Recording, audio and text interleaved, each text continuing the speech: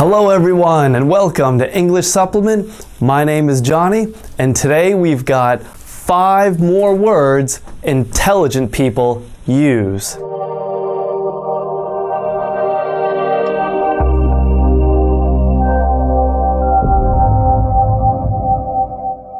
It's great to be with you again today.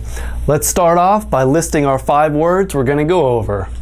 We have verbose, we have conundrum, ostentatious, stoic, and suave. These are our 5 words we're going to go through. So let's start with number 1, verbose. Now, do you notice anything about the word verbose?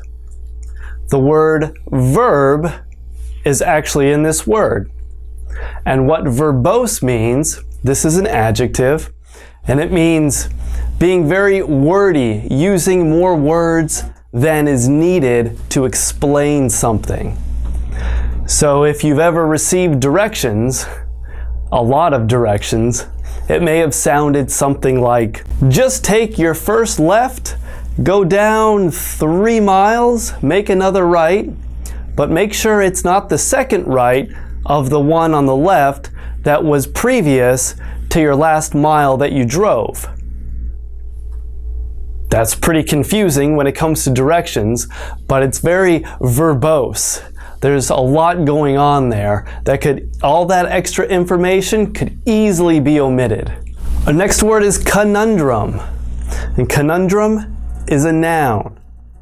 And this means a difficult problem, something that you're trying to work through. It's not necessarily something that's as easy as a 1 + 1 math equation. But typically a conundrum is something that requires a bit of thought. So for example, do you go travel to another country to see more of the world? Or do you settle down and start a family?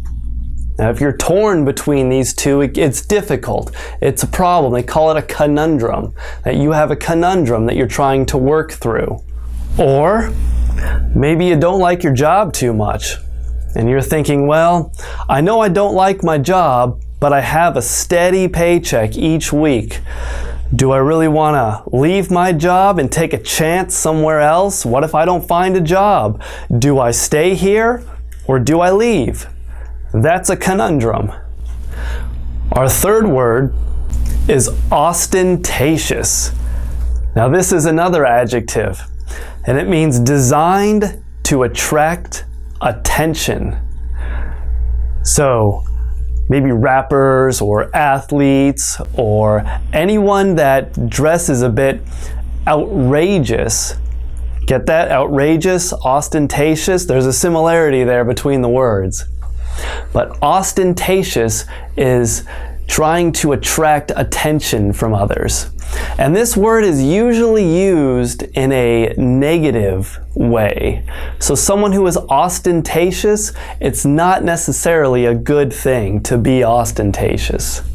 Our fourth word is stoic. And this is one of my favorites, because this comes from the Stoics, philosophers who practiced this type of philosophy called Stoicism. And what this means is unaffected, not affected by pain or pleasure, just very calm all the time, allowing the world to do what it does, things just be what they are. And I had a friend of mine a long time ago when I lived in London, and his name was Josh, and he was an artist, and he got a big break. So he got some of his pieces to be shown at an art gallery. And once I heard this, I was really excited for him, because he was a student. You know, students were broke. We don't have a lot of money. So the fact that he had an art gallery showing with some of his artistic pieces meant that he could potentially make a big sale. And I said, this is fantastic. And Josh would say, yeah, it's okay. It's no big deal, you know. If it happens, that's great. If it doesn't happen, that's okay too. He had this real kind of stoicism, this kind of stoic quality about him. So anytime I think of the word stoic, I tend to think of Josh. Our fifth word we have is suave. And suave is an adjective which means to be charming, confident, even elegant. So an example of this would be politicians. Politicians are very suave. The way they talk to crowds, the way they speak to individual people, they have this kind of charm about them. Good politicians, at least. They have this kind of charm, and it captivates people, it draws people in. They've got this demeanor to them, this suave.